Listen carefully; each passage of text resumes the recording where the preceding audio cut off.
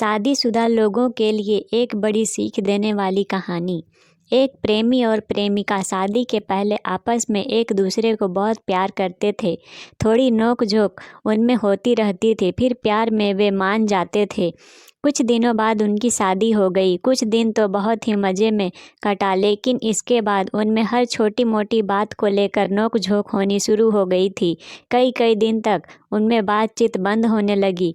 आज दोनों की सालगिरह थी, लेकिन लड़की ने जानबूझकर लड़के को नहीं बताया। वो देखना चाहती थी कि उसके पति को याद है कि नहीं।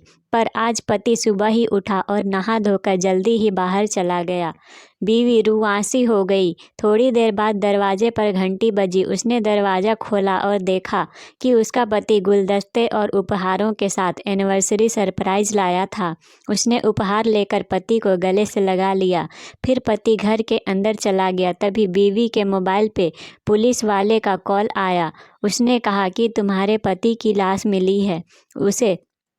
उसके पति का एक्सीडेंट हो चुका है। वो सोचने लगी कि उसका पति अभी तो गिफ्ट देकर अंदर ही गया है। फिर उसे वो बात याद आ गई जो उसने सुना था कि मरने के बाद अंतिम इच्छा पूरी करने के लिए इंसान की आत्मा एक बार आती है। वो दहाड़ मार के रोते हुए कमरे में गई। सच में उसका पति वहाँ पर नहीं था। वो रोने लगी। उसे अपने किए गए सारे नोक-झोंक याद आने लगे। वो चिल्लाने लगी, please come back, please come back, मैं कभी नहीं लड़ूंगी। तभी बाथरूम से उसका पति निकला और रोने का कारण पूछा। बीवी उसके सीने से लिपट गई और रोने लगी। फिर सारी बात बताई। तब पति ने बताया कि आज सुबह उसका पर्स चोरी हो गया था। सीख, ऐसे ही ज़िंदगी में कई अहम रिश्ते और दोस्ती होते हैं जिनका महत्व हमें तब समझ आता है जब वो नहीं होते।